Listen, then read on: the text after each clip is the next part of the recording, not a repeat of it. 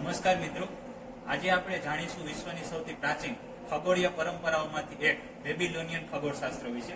આજથી લગભગ 4000 વર્ષ પહેલા આજના ઈરાકમાં આવેલ પ્રાચીન મેસોપોટામિયા પ્રદેશની બેબીલોનિયન સંસ્કૃતિએ અવકાશનું નિયમિત અને વ્યવસ્થિત અવલોકન શરૂ કર્યું।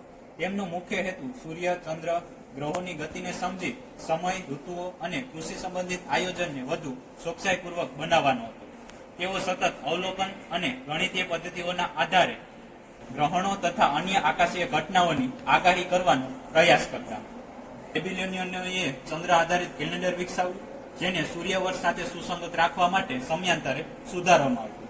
તેઓ તારાઓ, ગ્રહો, સૂર્ય, ચંદ્ર અને ગ્રહણોના અવલોકનો માટીની ધરતી ઉપર નોંધતા અને રોમન તથા વોટરક્લોક જેવા સાધનોનો ઉપયોગ કરતા।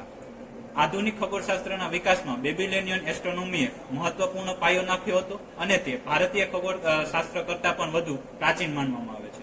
આવી જ રસપ્રદ પેજ નોલેજ માટે પેજને ફોલો કરવાનું ભૂલતા નહીં।